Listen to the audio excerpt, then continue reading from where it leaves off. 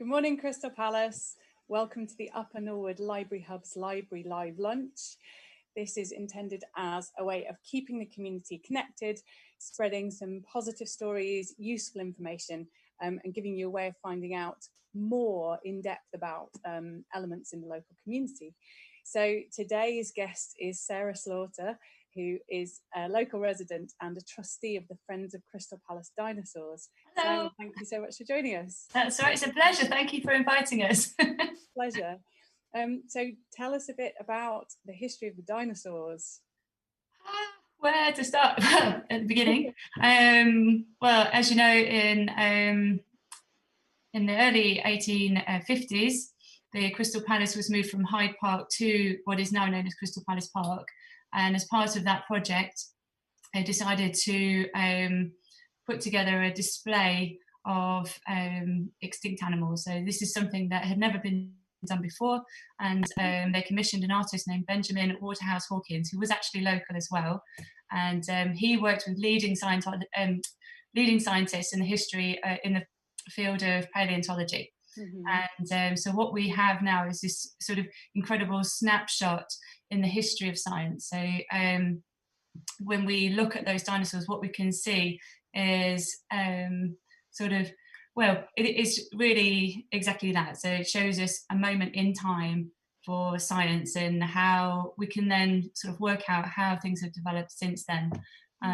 So when you're looking at the sculptures, what you're seeing is around 30 animals and around 15 to 30 geological illustrations as well. So it's not just the animal sculptures, there's also that bit behind the dinosaurs where you can see the sort of strata of rocks.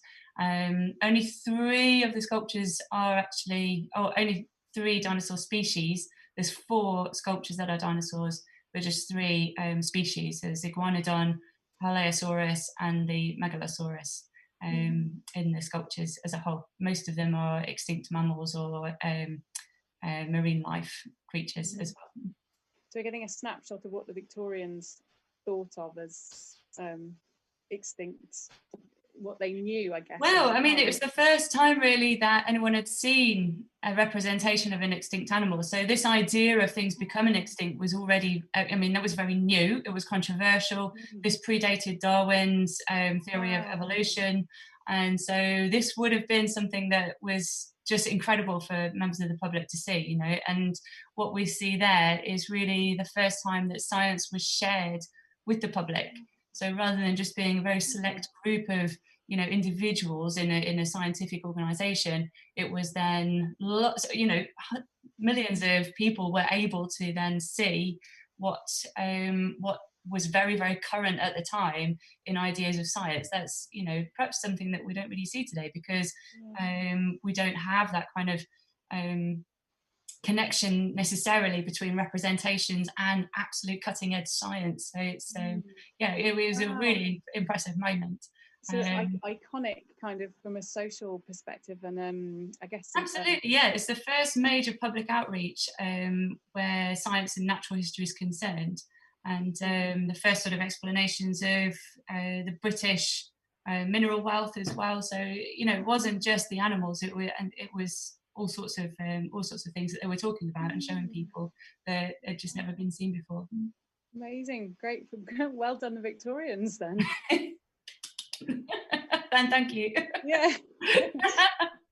So moving on from that to the Friends, can you tell us a bit about what the Friends are and what they're for? Yes. So the Friends were started in 2013 by Eleanor Michelle and Joe Kane. They put together plans for a friends group to sort of look after the dinosaurs after they noticed that they were in quite bad condition. They assembled a board, and then there was a first official visit from Historic England in 2014. They were very concerned about what they saw, and this year the dinosaurs were finally put on the at-risk register. Amazing. That was in February this year.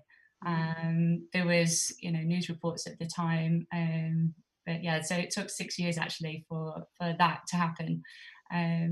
They registered it as a charity. I joined the board about 2 years ago in early 2018.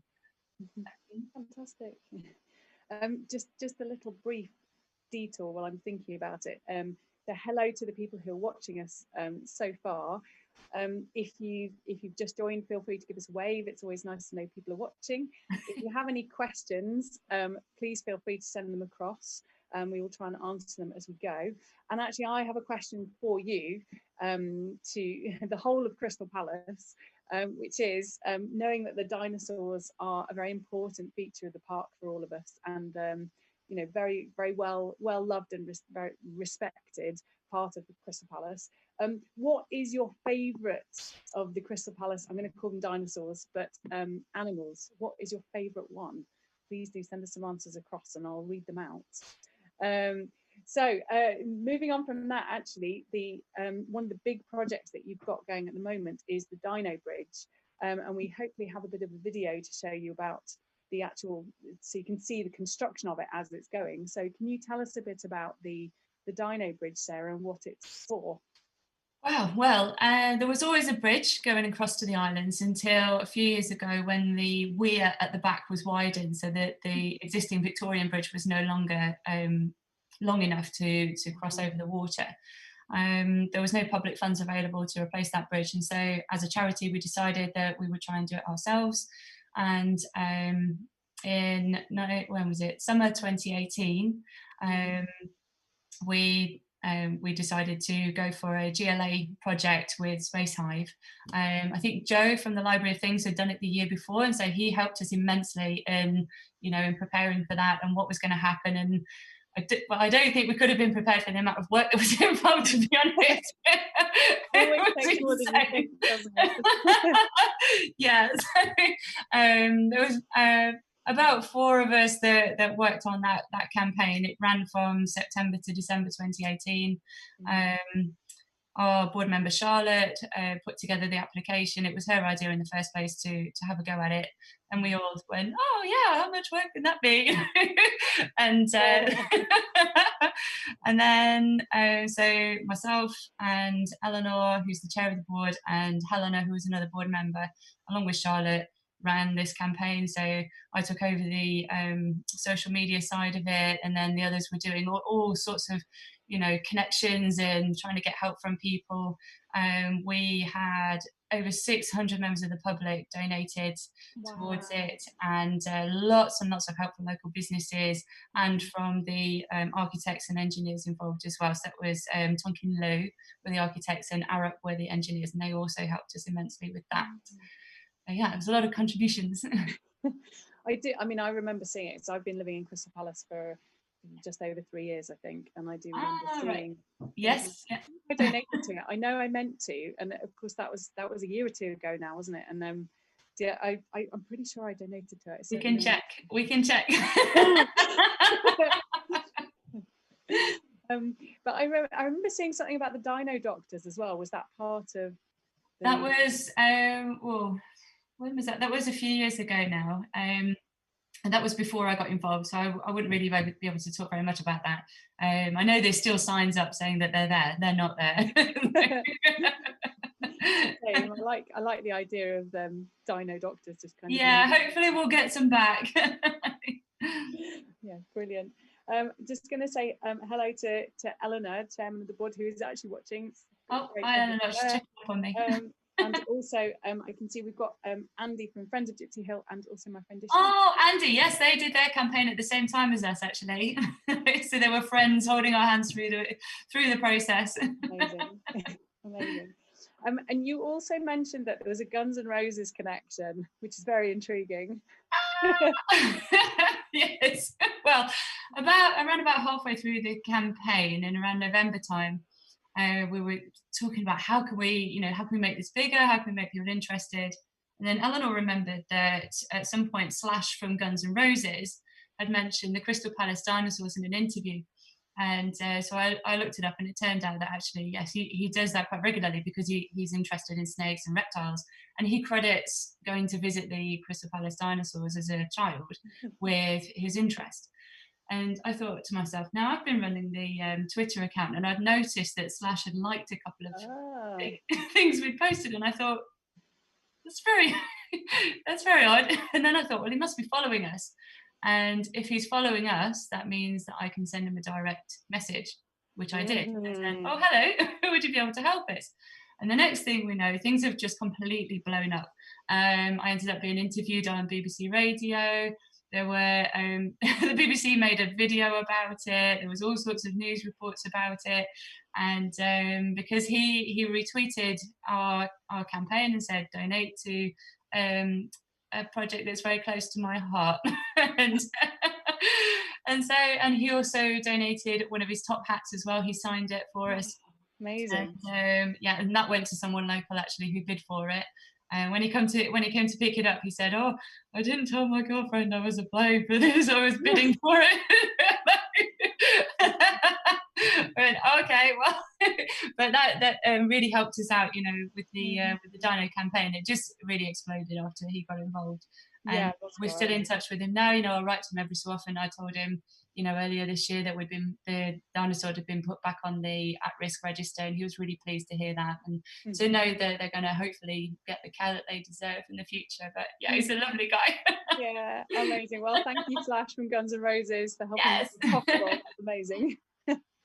I've just got a quick message from Eleanor actually about following up on my question about the Dino Doctors, just to say that, oh yeah, she knows more about that. Are the conservators, is that the right way to say it? Conservators. Thank you, conservators. Excellent. Learn something new every day. And also that it was, it's the name of the dramatic plays that were presented on Dinosaur Islands during some of the Crystal Palace festivals. So there you go. Thank you very much. I've also got a message from Andy Scholes, friend of Gypsy Hill, to say, hello there, you did a brilliant job crowdfunding. So I thought, thank you, Andy, and so did you. Amazing. So where are we at with the Dino Bridge? Kind of, where is it at? Well, you've just seen a video of it being constructed. So that's a local company called Cake. Which actually, well, I was always talking about dinosaurs loving cake, and then we got involved with cake. It was just perfect. Dinosaurs love cake. Really? Yeah, they do. So they're yes, perhaps Brett and Bailey cake from the market. Oh yeah. Oh. Very well. Yes. So they're a local company in Sydenham, and they've constructed the bridge, and it's now pretty much ready to go. Something has got in the way recently. So once that's out of the way, then it will be something like 6 to 8 weeks of prep in the area that the bridge is going to go into, and then it'll be put in, and then we can open it up. And then what we'll be able to do in the future is enable conservators to get onto the island, have a look, see what's going on with the sculptures. They are not in great condition, which right. you can see, as soon as you get onto the island and have a look, you can see really that there's a lot that needs doing, along with some of the others as well. I don't know if people have been down to the park recently, they'll see that one of the Irish elks has got its horn. The horn is now coming off almost. So a few people have been sending us pictures saying, "Are you aware of this?" Like, yes, we are. But without proper professional help, we can't really do anything about it. And what the bridge will mean is that we can then apply for big funding to look after the dinosaurs and look after the sculptures, because it shows that we can provide access for maintenance after that. Something else we can use the bridge for is to do island tours, because another side of our charity's remit is to do outreach and to inform people about the dinosaurs. And what better way to do that than to take them onto the island in a controlled way and show them and talk them through close up, the types of animals that are depicted there, and sort of walking through. The dinosaurs are in chronological order, so it starts from deep time and then becomes more and more recent as you go along up to the Irish elk. So things like that, just interpretations of the sort of scene that was set out there by Benjamin Waterhouse Hawkins is something that we can do for local people, and and to keep them there for the future and keep people being interested in them. And I mean, particularly, I can imagine lots of school groups being really interested in that. Yes. Dinosaurs are sort of ever current favourite with children. Yes. Yeah, amazing. And Anna, you have quite a long history with the dinosaurs yourself, don't you? And Yes, I was born here, and my parents are both of their families are from around here as well. My dad's from Penge. He likes to tell stories about going to the dinosaurs in the 1950s, and so it's lovely to think about how they've been part of my family's history, through the generations, and that would be the same for many people in the local area, but yeah, it's yeah, absolutely. And we're getting toward the end of our time actually. So yep. Just as sort of to finish off with, really just linking you and the dinosaurs into the wider community. Other than the dinosaurs, which I got from looking at your bio, go very, very, very close to your heart. What else do you love about Crystal Palace?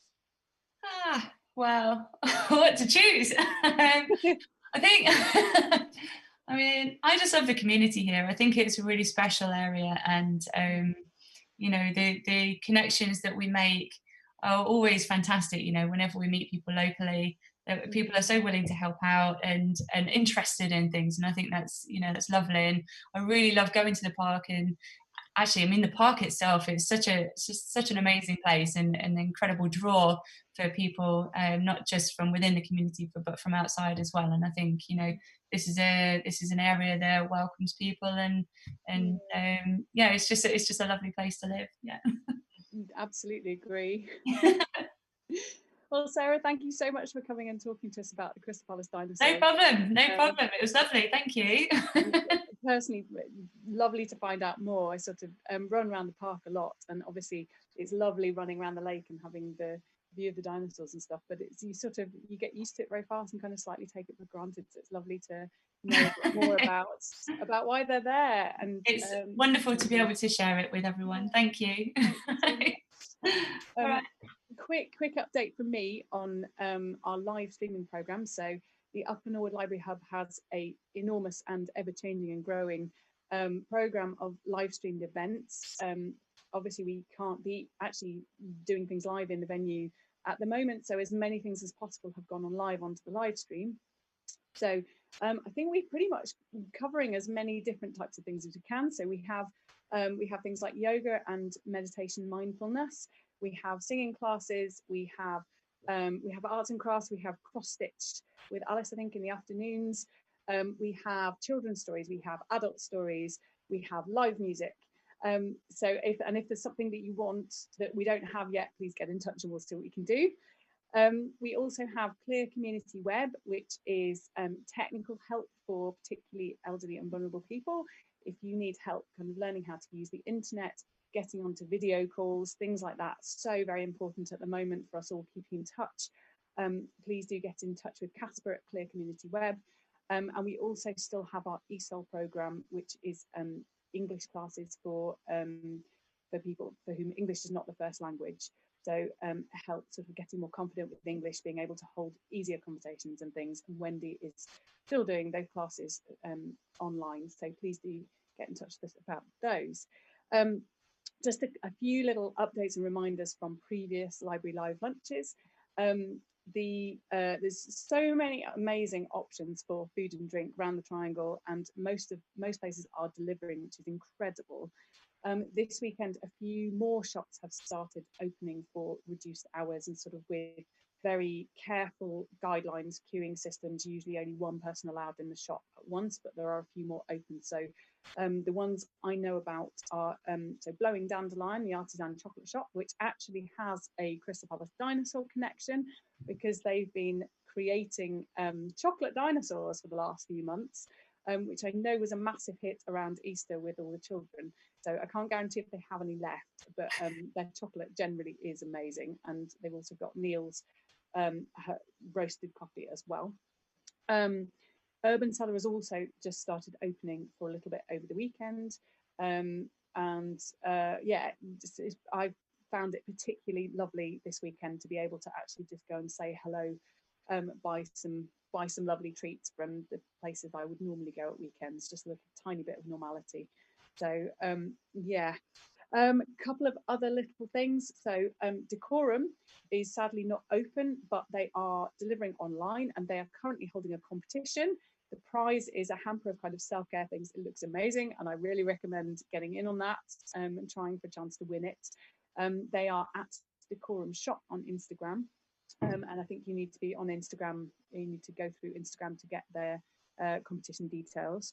And also, if Andy is still there, tuned in, the Friends of Gypsy Hill banner competition, the deadline was extended to the 8th of May.